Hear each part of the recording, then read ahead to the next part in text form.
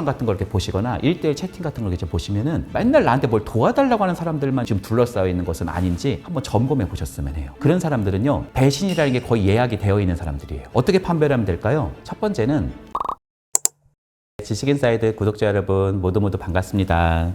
저는 현재 연세대학교 미래융합연구원의 연구교수로 재직 중이고요. 많은 사람들을 상담하고 있는 상담심리사 이현주라고 합니다.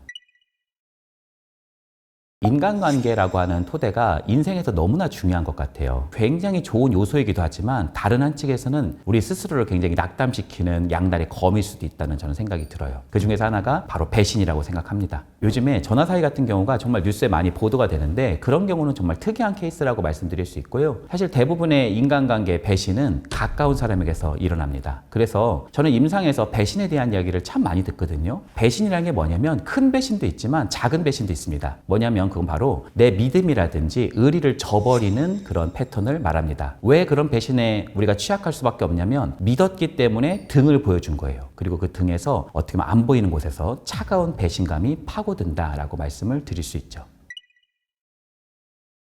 첫 번째는 이용하려고 여러분에게 접근하는 사람입니다. 이 사람은 사실은 배신이라는 게 거의 예약이 되어 있는 사람들이에요. 왜 그러냐면요, 애초에 만난 이유가 나를 이용하고 사용하려고 만난 거거든요. 의도 자체가 그런 거예요. 인간관계는 결과보다요, 의도와 맥락이 더 중요합니다. 그래서 결국 시간의 문제일 뿐 이건 언젠가는 배신이 나타나죠. 특히 이런 사람을 우리가 알아볼 때 어떤 것을 좀 볼 수 있냐면은 사람하고 관계하는 게 아니라 사람을 약간 장기말 배열하듯이 이렇게 사람을 사용하는 사람들이 있습니다. 그리고 나는 거기에 예외겠지라고 생각하는 경우들이 있는데 내가 예외가 아닐 경우가 굉장히 많이 있습니다. 여러분 이 부분을 한번 주목해 볼 필요가 있다고 생각합니다. 두 번째는 기생형 사람입니다. 사실 기생형은 아들러라고 하는 유명한 개인심리학자가 주장한 개념인데요. 혼자 서지 못해서 나를 동아줄로 생각해가지고 나에게 무임승차한 사람, 나에게 기생한 사람이다 라고 말씀드릴 수 있어요. 사실 이런 사람들이 좀 힘든 이유가 뭐냐면 내가 좀 이게 힘든데 나 좀 도와줘 이러면서 보통 오거든요. 너무 내 능력을 막 띄우거든요. 너는 이런 걸 참 잘하잖아. 너는 이걸 진짜 잘하잖아. 근데 나는 못해. 그러니까 네가 좀 해줘. 이런 표현들을 많이 하거든요. 그런 다음에 이제 조용히 와서 무임승차를 해버립니다. 근데요, 여러분들 그런 이야기를 들을 때 여러분이 이렇게 바로 어떻게 보면 그 사람에게 엮이는 이유는 뭐냐면 내가 막 띄워지니까 굉장히 내가 좋은 거예요. 그게 막 칭찬받는 것 같고. 근데 여러분 잘 생각해 보세요. 나를 너무 이상화해버리는 사람은 오히려 주의해야 될 필요가 있어요. 내가 산 꼭대기에 있다고 얘기하시는 분은 이제는 내려갈 일만 남은 겁니다. 기생형들은 관계 능력이 높은 게 아니에요. 기생하려고 하는 그 지점에서 이 사람을 적당하게 이용하고 어떤 면에서는 기생하는 측면에서만 관계 능력이 높은 겁니다. 나보다 더 좋은 동아줄이 생기면 언제든지 갈아탈 수 있는 사람들입니다. 그래서 여러분들이 이렇게 좀 보실 때 내가 그냥 무작정 이 사람에게 하면은 굉장히 좋은 친구가 되겠지, 내가 이렇게 하면은 뭐 이 사람하고 나하고 평생 같이 갈 수 있겠지 라고 생각하셔서 거기에 그냥 무작정 뛰어드는 것을 주의해 볼 필요가 있습니다.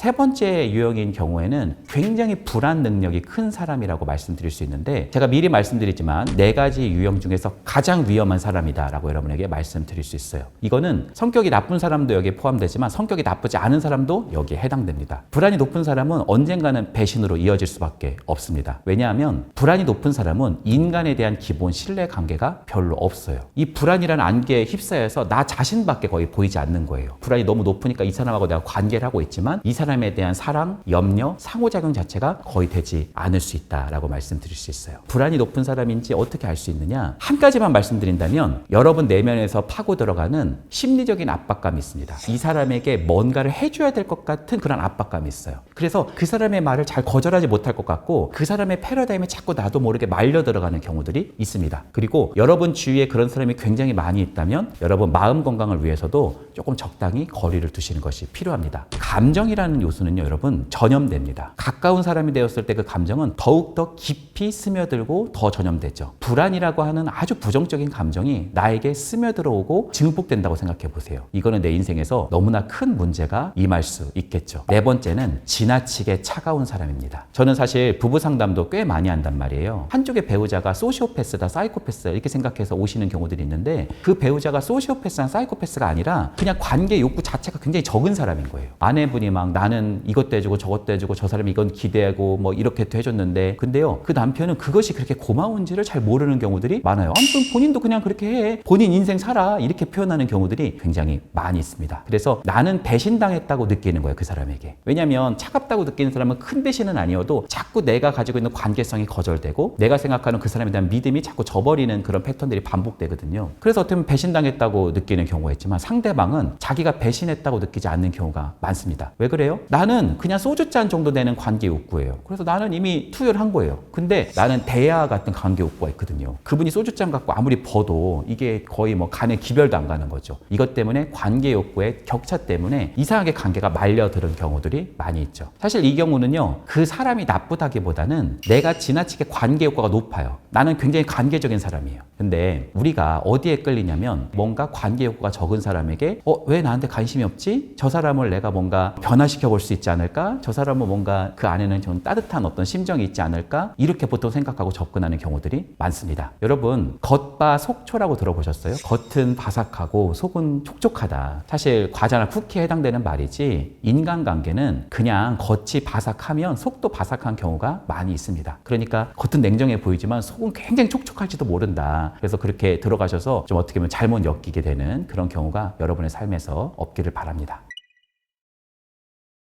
여러분 주변에 내가 인간관계에 인기가 많다, 사람들이 내 주변에 참 많다라고 생각하시는 분들 중에 그 사람들이 나에게 도움만 요청하고 있는 사람만 있는 것은 아닌지 한번 살펴보시기 바랍니다. 예를 들자면 여러분들이 그런 카톡방 같은 걸 이렇게 보시거나 1대1 채팅 같은 걸 이렇게 보시면은 대화의 패턴이 맨날 나한테 뭘 도와달라고 하는 사람들만 여러분이 지금 둘러싸여 있는 것은 아닌지 한번 점검해 보셨으면 해요. 그런 사람들은요, 도움을 요청하는 거에 대해서는 기가 막히게 잘 하시는데 내가 도움을 줘야 되는 상황들 있잖아요. 거기에는 굉장히 인색하거나 심지어 냉정한 사람들도 있습니다. 어떻게 판별하면 될까요? 작게라도요, 내 거를 도와달라고 한번 얘기해 보세요. 원래 관계는 상호적인 거잖아요. 내 거를 살짝 도와달라고 한번 해보시기 바랍니다. 그러면 그 사람이 그거에 대해서 너무나 무미건조하게 반응하거나 그것을 너무나 차갑게 그냥 거절해 버리는 경우를 여러분 보실 수 있을 거예요. 충분히 해줄 만도 한데 왠지 그냥 확 거절해 버리는 거예요. 심지어 나는 그분의 레포트라든지 그분의 보고서도 막 내가 옆에서 같이 도와주고 막 같이 첨삭도 해주고 같이 막 써주기도 하고 그랬던 동료예요. 근데 그 동료는 프린트 막 굉장히 큰 프린트가 있는데 인쇄 한번 부탁했는데 그것도 안 해주는 거예요. 이런 경우들이 은근히 많이 발생을 합니다. 그랬을 때 살펴볼 수 있고요. 나는 그런 작은 부탁도 하기 힘들다. 나는 도움을 이렇게 부탁하는 것이 나는 좀 굉장히 어색하다라고 하신 분들은 나한테 좋은 일이 있을 때 있잖아요. 그 사람한테 연락해서 만나서 내가 좋은 일이 있었던 걸 한번 얘기해 보세요. 그랬을 때 실질적인 도움을 주지 않는다 하더라도 그거에 반영하고 나의 어떤 그런 좋았던 부분에 굉장히 공명할 수 있는 사람은 어떻게 보면은 자기가 도움을 줄 수 있는 토대는 없어도 여러분에 대한 호감이 있는 사람일 수 있습니다. 그런데요, 그런 거에 거의 관심이 없고 또 그걸 필두로 나 도와줘 하시는 분이 있어요. 너 승진했으니까 나 도와줘. 야, 너 그랬다며? 그러니까 나 누구 좀 연결해줘. 이렇게 바로 가시는 분이 있어요. 그러면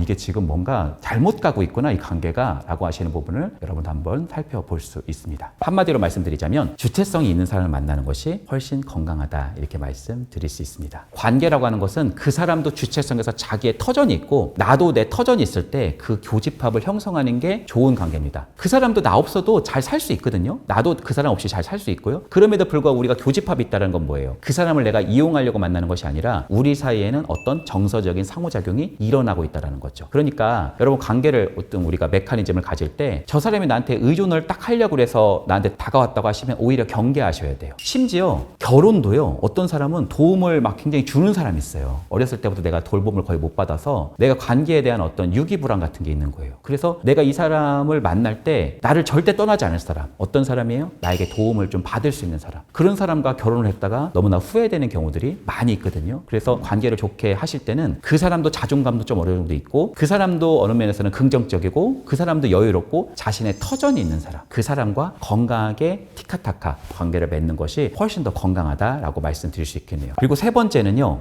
공감 능력이 있는 사람입니다. 사실 공감 능력이 있는 사람을 만나야 되는 이유는 뭐냐면 자기 자신의 중심성을 넘어서서 타인을 볼 수 있는 요소가 있는 사람입니다. 어떻게 보면 그 사람과 나 사이에 나도 보이고 그 사람도 보이니까 건강한 관계가 가능한 거죠. 그 사람의 느낌과 그 사람의 욕구와 그 사람의 생각이 조금 이해가 되는 거예요. 그래야 서로가 교감이 될 수 있잖아요. 반대로 말하자면 지나치게 자기 중심적인 사람은 교감이 거의 안 됩니다. 우리가 공감 능력의 어떤 요소가 그냥 없는 사람이 있습니다. 굉장히 부족한 사람이 있어요. 그런 사람들은 좀 여러분들이 조금 이게 상호작용이 잘 되지 않을 수 있겠다라고 하는 것을 여러분이 한번 판별해 보셔도 좋을 것 같아요. 그러니까 여러분 요약해 보신다면 여러분 아무리 환대하면서 왔다 하더라도 여러분에게 뭔가 오셔서 굉장히 좋은 관계로 하지만 그것이 거의 일적 관계다라고 하시면 그냥 일적 관계로 여러분이 관계를 맺으시는 게 오히려 나을 수 있습니다. 사적 관계를 오히려 들여보내는 것은 여러분이 주의해 볼 필요가 있다. 이 사람이 나한테 물건을 사려고 온 것인지 물건을 얻으려고 온 것인지 아니면 나와 오히려 교감을 하고 나와 중요한 존재가 되려고 온 것인지 여러분이 한번 판별해 보시는 것이 중요할 것 같습니다. 첫 번째는요, 경청이 안 되는 사람이에요. 그러니까 이게 뭐냐면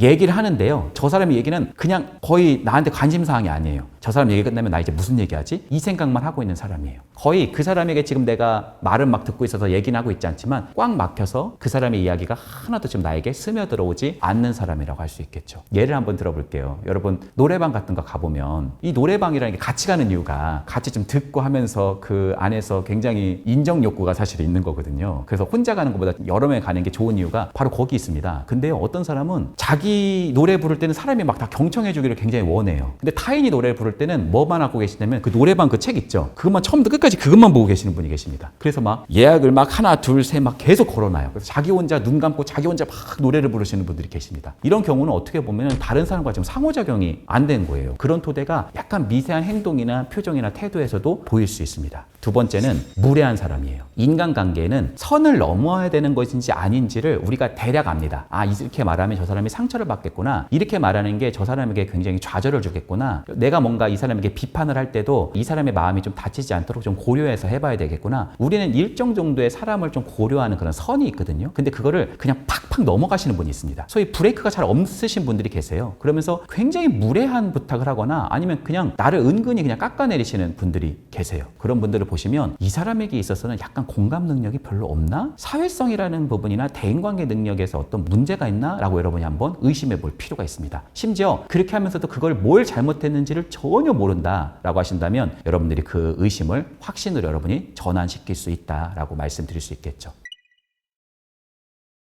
우리가 삶을 살다 보면은 뭔가 나한테 어떤 운명과 같은 친구, 운명과 같은 연인, 운명과 같은 만남 이런 것들을 우리가 꿈꾸는 경우들이 많이 있어요. 그리고 인생에서 사람마다 다르긴 하겠지만 몇 번은 그런 운명 같은 만남이 찾아오기도 합니다. 사실 로미오와 줄리엣이라는 희극에서는 5일 만에 둘 다 죽거든요. 근데요, 만약에 그렇게 뜨거운 사랑도 야, 그냥 우리 집안 안 좋지만 10대도 다 큰 거야. 그냥 니네들이 알아서 그냥 살아. 그 대신 아무것도 우리는 도와주기 힘들다. 니네 이제 귀족이 아니라 이제 평민으로 살아가게 될 거야. 그냥 니네 알아서 살아. 그러면 아마 1, 2년 사이에 현실의 벽에 부딪혀서 알아서 아마 굿바이가 잘 되었을 가능성이 매우 높다고 저는 생각합니다. 제가 여러분에게 드리고 싶은 것은 뭐냐면 자극적인 상황에서 만난 특별한 사람을 너무 여러분의 평생지기로 생각하지 않는 것이 좋다. 이렇게 말씀드릴 수 있을 것 같아요. 클럽이나 여행지, 어떤 짜릿한 공연, 어떤 특수한 상황에서 만난 만남은 그 환상에 있느라 그 사람의 진면목을 보지 못하는 경우가 굉장히 많이 있어요. 사실 사람에게는 좋은 면도 있지만 그림자가 있거든요. 그 사람의 한계가 있어요. 그것을 같이 수용해야 그 사람을 진정으로 사랑하는 거라고 말할 수 있습니다. 근데요, 내가 그 사람에게 그런 환상에 취하느라 그 그림자가 거의 안 보이잖아요. 그래서 그 사람하고 정말 중요한 친구가 되거나 아니면 심지어 연인에서 부부로 전환되면은 갑자기 그림자가 막 보이기 시작하는 거예요. 정말 좋은 만남이란 단거리 경주가 아니라 천천히 걷는 산책이라는 거. 인생은 마라톤이라는 것을 말씀드리고 싶습니다. 소위 관계는 무의식적으로 끌려가지고 그냥 그 사람이야말로 내 모든 삶의 이상형이다. 이 사람이야말로 진짜 나의 좋은 친구다. 그것이 아니라 오히려 그 사람의 어떤 모습이 정말 좀 싫어서 사랑하지 않을 수 있음에도 불구하고 기꺼이 사랑할 수 있는, 선택할 수 있는 그런 용기, 그것이 바로 깊은 관계를 유지할 수 있게 하는 가장 강력한 요인이라는 것을 여러분에게 말씀드리고 싶네요. 두 번째는 말과 행동이 일치되는 사람입니다. 말은 앞서는데요, 행동으로는 전혀 나를 아끼지 않는다? 사과해요. 근데 또 잘못합니다. 또 사과하고요. 또 잘못합니다. 이게 반복되는 사람이 있어요. 사실 그 사람 입장에서는 처음에는 좋은 마음이었을 수 있겠지만 그런 사람하고는 장기적인 토대 안에서 신뢰를 쌓기가 어렵습니다. 그 중에 하나를 여러분이 좀 주의 깊게 볼 것은 무엇이냐면 나와의 약속을 계속 반복적으로 늦는지를 한번 확인해 보세요. 아우, 나는 ENFP라 네 약속을 늦은 거야. 여러분, 저는요 ENFP가 약속 늦는다고 생각하지 않습니다. ENFP도요 내 앞에 만날 사람이 워렌 버핏이다. 굉장히 중요한 지금 점심 식사다. 1시간 전부터 와가지고 기다리고 있는 중이에요. 그러니까 여러분 약속에 계속 늦는다? 그 사람이 나를 별로 중요하게 생각하지 않을 수 있고요. 나한테 별로 관심이 없을 수 있고요. 나와의 약속이 별로 어떻게 보면 그 사람에게 큰 의미가 A가 아닐 수 있다는 거 여러분이 한번 판별해 볼 수 있을 것 같아요. 세 번째는 진실한 사람이에요. 사람은 모두 불완전합니다. 나는 성격에 아무 문제가 없다라고 생각하시는 분 혹시 계시나요? 그 사람이 가장 문제가 큰 사람입니다. 그러니까 사람은 모두 불완전하거든요. 그래서 내가 조금 어떻게 보면 불완전하고 그 사람도 불완전함에도 불구하고 불완전한 사람과 불완전한 사람이 모여서 원숙함으로 넘어가는 것이 저는 관계의 가장 큰 힘이라고 생각해요. 내가 좋은 일이 있을 때 같이 기뻐해주고 내가 뭘 실수했을 때 불완전하니까 실수할 수 있잖아요. 실수했을 때 어떤 면에서는 유연하지만 따끔하게 이해하기도 해주는 사람. 사실 처음에 좀 기분 나쁠 수도 있죠. 왜 저렇게 지적을 하지? 이럴 수도 있지만 그 사람의 진심을 알기 때문에 내가 받아들일 수 있는 거예요. 아, 이 사람이 말하는 조언은 나를 진짜 시기하고 질투해서 얘기하는 게 아니라 정말 나를 위해서 말하는 거구나 라고 생각한다면 어떻게 보면 그 사람은 여러분에게 정말 중요한 사람일 수 있죠. 왜냐면 우리가 뭘 잘못하는 잘 모르는 경우들이 있잖아요. 그럴 때 누군가 이렇게 잡아주면서 야, 너 거기 넘어가는 건 선 넘는 거야. 너 지금 빨리 가서 사과해 라고 얘기하는 것은 어떻게 보면 그 사람이 나에게 있어서 굉장히 나락으로 떨어지지 않고 절벽으로 떨어지지 않는 좀 끈이다 이렇게 말씀을 드릴 수가 있겠죠. 여러분 세상이 요즘 각박하잖아요. 정말 어려운 세상이잖아요. 사람의 관계 양은 정말 많잖아요. 카톡방 같은 거 보면 막 단체방 막 100명 넘는 방도 많고 막 카톡 친구가 1000명이 많잖아요. 근데요, 뷔페집에 갔는데 정말 먹을 음식이 없듯이 인간관계 양은 많은데 정말 내 마음을 나눌 수 있는 그런 사람은 별로 없는 것 같아요. 그래서 여러분들 그런 사람을 많이 만난다 생각하지 마시고 이렇게 여러분에게 좀 진실한 사람, 어떤 면에서는 여러분에게 제가 말씀드렸던 이 세 가지 요소를 잘 가지고 있는 사람을 여러분이 잘 살펴보시고 그 사람과 좀 깊고 넓은 관계를 맺기를 바랍니다. 가혹한 현실에서 그것을 딛게 만드는 굉장히 중요한 존재가 될 거라고 여러분에게 말씀드리고 싶습니다.